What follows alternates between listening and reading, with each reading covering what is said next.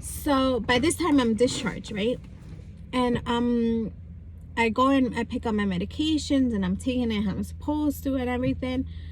But I ended up getting these dreams that so bad to the point that I would wake up in the middle of the night and I wouldn't want to go to sleep because I was so scared to dream the dreams I was dreaming.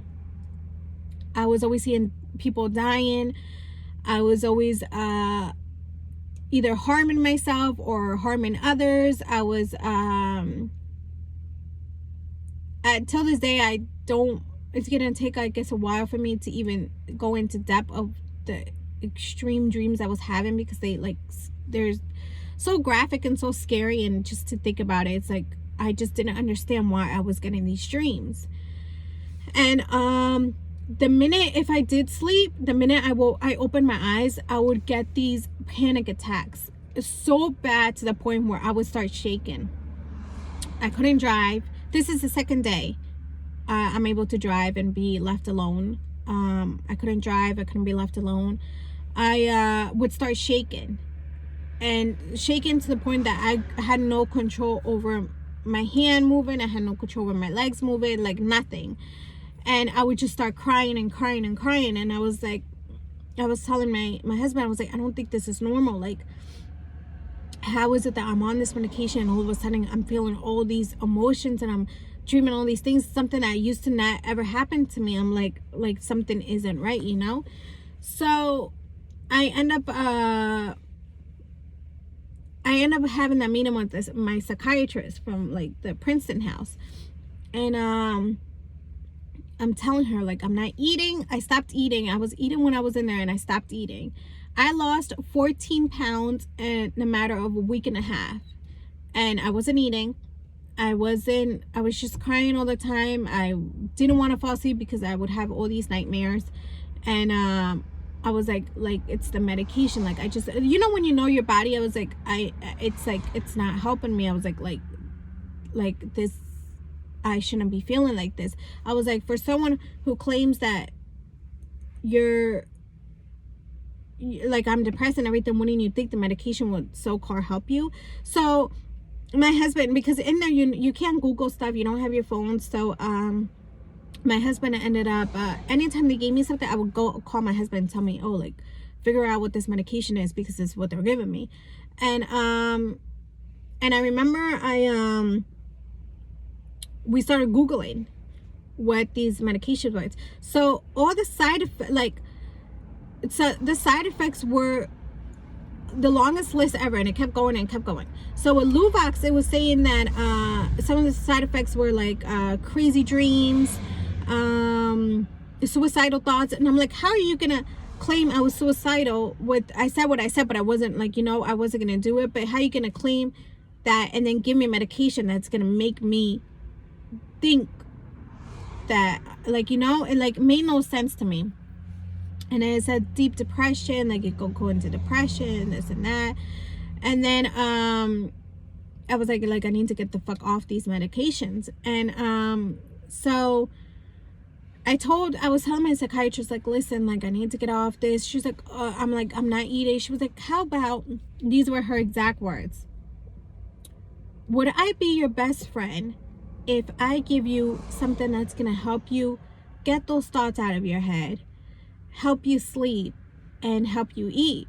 And I was like, yeah, like, shit, if anybody could get, like, if there's a medication out there that removes all the negative thoughts in your head, I'm pretty sure anyone would take it, you know? And I'm like, yeah, like, oh my God, like, I would love you forever, you know? So she prescribed me I forgot what the medication was. It's like DIV something. I'll look it up. And then because I ended up giving all the bottles to my dad to keep. And I took those pills for 3 days. It was set for me to take it for 3 months, you know? So I took those pills for 3 days. It was so bad. So bad. My whole body hurt like someone had beaten the shit out of me. My lungs hurt, my liver hurt, my eyes were pitch yellow. I was like a zombie walking around. I had no color whatsoever in my skin. I was so skinny to the point that when I did go see a medical doctor, I explained to him like my left side is like dented in, and he was like, oh, it's not dented in, it's like you lost so much weight to the point that like your ribs are showing. And I'm like, oh, okay, like that makes sense, you know. I got scared on the second day when I went to the bathroom and my stool was black. Like, I'm not even lying to you, like black as this car. And when I used to work in a nursing home, I remember there was a patient there whose stool was black, and he ended up passing away 3 days later because he had internal bleeding from like his body. So he ended up passing away. So when your stool is black, it's not a good sign. So I remember telling Victor, I was like I feel like my organs are shutting down. Like I literally feel like I would walk and I was out of breath. I was like my organs are shutting down. Like I know my body, like I'm literally dying in life. Like slowly, I was like, if I keep taking this medication, I'm gonna die. Like they're killing me. And then so I stopped taking it. And when I did have the meeting with the psychiatrist, she was like, oh, I contacted the company and I because I heard all your side effects. Oh, another one. I was showering, literally balls of hair was falling out, and that was another side effect, that you end up losing a lot of your hair. And I was like, I'm already going bald since I've had my son, and I'm like, and now I'm losing more hair. And so then I said to them, I was like, oh, so the psychiatrist, she was like, and mind you, I don't even need a psychiatrist, I just needed a therapist. So she was like, oh, like I contacted the company and like all these side effects, and like I just don't understand, maybe you're just allergic to it. I was like, how are you gonna prescribe someone a medication you don't even know what it was like, you know? And then what come to find out, that's a seizure medication. They gave me a seizure medication. I've never had a seizure in my life. I don't understand why they gave me a seizure medication. And then she was like, discontinue it, I'm gonna put you on something else. And at that point, I'm like, lady, I don't want to be on medication. So I said to her, I was like, listen, like I need to get off Luvox. Like I don't want this in my system. Like I know my body, I'm not who I used to be, and this medication, half the time I'm drugged, half the time I'm here, half the time I'm not. And when I'm not here, the side effects are bad, you know? So she was like, okay, I'm gonna try my best to get you off Luvox, but you need a medication in your body. And she was like, you need a little help, because right now you're saying okay, but a couple weeks down the road you're not gonna be okay, and it's gonna be worse and this. And I'm like, all right, whatever. So she ended up prescribing me Prozac. She was like, it's a little more friendlier, and I'll start you low and then keep taking Luvox and Prozac at the same time. But it was Prozac in the morning, Luvox at night, and keep taking it together until I reduce your Luvox. So what I didn't know is that when they put you on strong antidepressant medication, you can't just stop from one day to another, because the side effects are so bad to the point that you can fall into a deep depression, you can have seizures, you can harm someone because you're so out of it, you know? And another side effect that I had was I was always cold. So I always had this jacket on, and on top of that another jacket, and then I was still cold. And so then I told her, I was like, okay. So I ended up picking up Prozac. I didn't end up taking it. And I'm like, you guys aren't listening to me. Like, I'm telling you, if your patient is telling you they don't want to be on medication, like slowly bring me down and I'll deal with the side effects and this and that, and you're not listening, I'm like, that's like beyond me, you know? So I ended up seeing a medical doctor. And when I saw that medical doctor, he was telling me that he couldn't, but like I'm telling him, I was like, I'm having these crazy thoughts, I'm having these crazy dreams, but it's not because I'm crazy, and it's not because I'm depressed anymore. It's because the medication is making me like this. Like, you know, I don't understand. Like, I need to be off this medication. But he said because he was a medical doctor, he didn't feel comfortable bringing down the doses or taking me off the medication without me seeking a psychiatrist. And he firsthand witnessed my hands shaking, my legs shaking, my eyes were yellow, my like everything. And I'm like, yeah. So then my dad, like, he calls my dad in, and my dad's like explaining to him. He was like, yeah, at this point we were so desperate to get off and so desperate to find an answer to all this, that I was like, my dad and Victor were talking to send me to Mexico because I have family that there are doctors over there who were saying the medication that they were giving me here wasn't the right medication for me, and they were killing me. Even the medical doctor said, this medication, I agree with you that it's not the medication you need, but I don't feel comfortable and I'm risking my license to like get you off. And okay, that's understandable, you know. So at that point we were so desperate to the point that we were gonna book a plane ticket to Mexico and see the doctors there, which I knew the process was going to be a while, and I was going to be in Mexico for a while. So I ended up sitting down with my dad, my mom, and Victor, and I was like, I don't want to be on the medication anymore. And I was like, just don't leave me, you know? I was like, this is when I mostly need you, and I want to be off the medication, but I know that it's not gonna be easy. 3 weeks and a half of me taking it, and I could feel my body was so used to it. When I didn't have the medication, so in the mornings I was getting all the side effects, but it was because I was taking the medication at night. So in the morning is when I would hit it all. And they're not stupid. Your classes for therapy were in the morning, so if they saw you break down, they were like, no, we need to adjust your medications. And so then I was like I need to get off this medication. Like, I was like, I can't believe my body got so addicted to it, to a point where I was like, I felt like I needed it all the time, you know. And they were telling me, no, you have to be on it for 6 months to a year before it works or whatever. But they were like, it only gets worse before it gets better. I started finding out things afterwards that they should have told me before. If I would have known I was gonna feel like this and go through all this whole roller coaster, I wouldn't have never put all that medication in my body. So I wasn't eating, and I was taking Ensures because I had lost so much weight to the point that I couldn't even carry my son because I was so weak. And I was like, I need to get off this, you know. So I slowly became my own doctor, and I started bringing the doses down. 3 days I brought it down to 2. On the 4th day I brought it down to 1. On the 5th, and I just kept going, you know. Finally I was like, you know what, I'm not bringing it to half, I'm just cutting it out completely. So I cut it out, and I was fine for like literally my semblante changed. I was eating, I was getting back to what I used to be, you know. And on the 3rd day I started getting panic attacks and everything, but obviously that comes with like one of the side effects once you cut antidepressants out.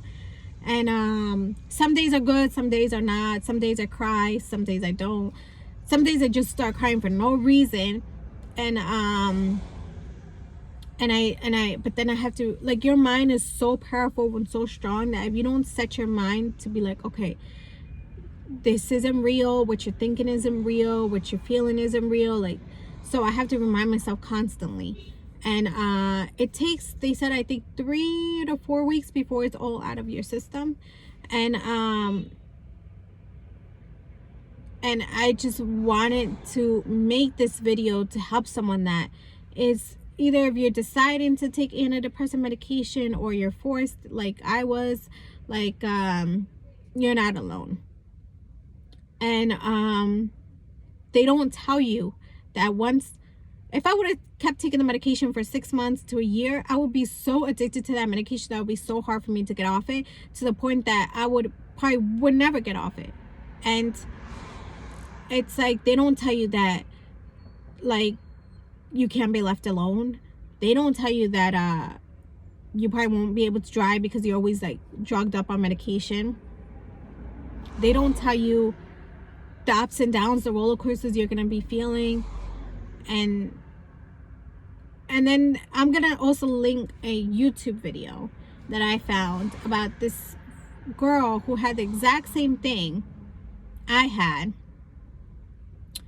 and till this day she feels like she's in reality, but she's not, because she's always on medication. And everything in here is all money.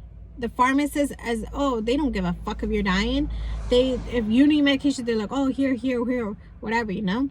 Doctors, psychiatrists, they're prescribing, they're like, oh, okay, here. Like, it's like everything here, it's money. Just like I know there's a cure for cancer, and why don't they help people? Because everything, it's they rather make money from chemo, they rather make money from the like all the, you know, medicine you guys need. And it's crazy. There is natural ways to get through everything. There are teas to calm you down. There are things you could do to, like, you know, minimize the anxiety you're getting, the panic attacks you're getting. And it's like, it's crazy to sit there and tell me and force me and tell me I need this medication, like basically making me understand that I'm crazy. It's not. It's fucked up. It's honestly so fucked up. And I think about all the people that I was locked up in with, because some of them probably don't have the support I have. Some of them probably are starting to believe that they're crazy. And then they tell me, oh, we just have to make sure you're ready to be out in society, in the community. Like, if I'm a danger to anyone, I'm like, it's like crazy, you know. So this is why I wanted to make this video, to help people, you know. You're not alone. Some days are good, some days are not, but you have to, like, the mind is so powerful. And if you set yourself to think a certain way, anything is possible. And I got closer to God because I know I was so far in touch with God. And I was so angry, and I felt so many emotions, you know. But it's like, I always think that is true, que Dios aprieta pero no ahorca. And I think I needed to go through this to see a lot of things, value a lot of things. My husband and I are closer than we've ever been. My family and I are closer than we have ever been. And maybe I needed to reassure myself and know I'm stronger than I think I am.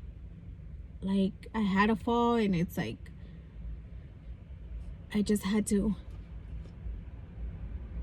come to terms that it's okay to fall, and everyone is human, as long as I was able to get myself out of it, you know. So this is why I wanted to make this video. And I want to thank a lot of you, because it wasn't an easy time in my life. And my son, he hugs me every morning, and he's always like, mamá, no te preocupes, meaning, mom, don't worry. He's like, todo va a estar bien, everything's gonna be okay. And he gives me the biggest hug and the biggest kiss, and that's who I have to get better for, and that's who I have to give my all for. Because the way I was feeling to lose my parents one day, I wasn't thinking that, what was my son gonna do if he lost me? Or why would I ever think to leave that pain on my son? If my parents didn't leave that pain on me when my dad lost his dad, or my mom lost both her parents.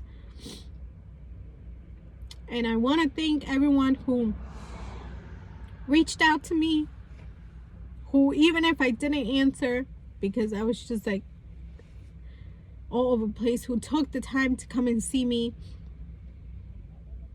who took the time to motivate me every day, assure me everything's gonna be okay. And I want to thank my family for not leaving me, my family in Mexico for not leaving me, my husband, who at first didn't understand what was going on with me, because in the Hispanic community, like, you don't really think there's mental health. It's like te aguantas porque te aguantas, keep going, you know. And I'm glad he stood by me and was patient, and like, he's always there for me. And I want to thank my husband's family, because even though we've had our ups and downs and all, you guys didn't leave me. And you guys stood by me when I needed all the support in the world. And I want to thank Dr. Prudian, because even though I left you hanging, because it wasn't professional for me to just stop coming to work, I wasn't in a good spot in my life. And when I needed to talk to you, you never turned your back on me.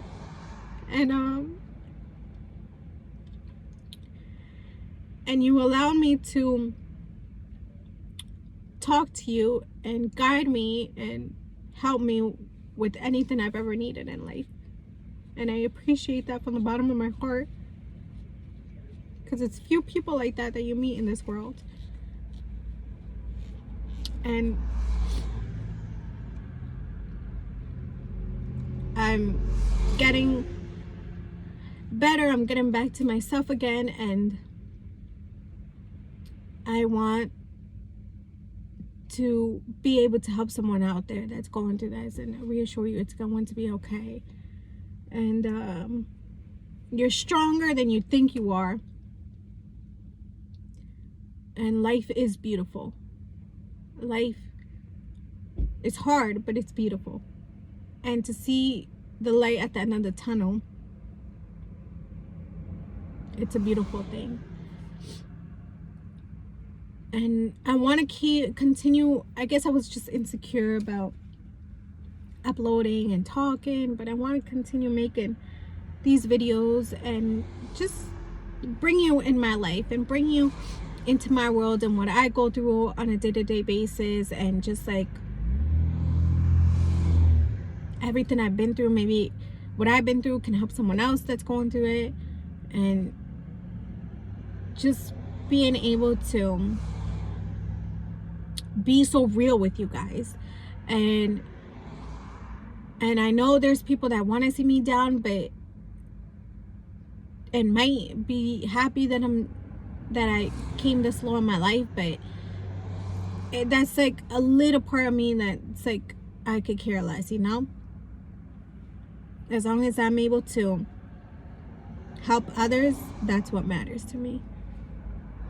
And let me know, I guess, if this helped you, or if you want me to upload more videos and explain everything. Like, oh, I was also diagnosed with PTSD. PTSD, yeah, post-traumatic stress disorder. So before leaving, like after I was discharged, I was diagnosed with severe depression, severe OCD, severe anxiety, and PTSD. So that will be another video. Let me know of why. I mean, let me know if you want to hear why they diagnosed me with that.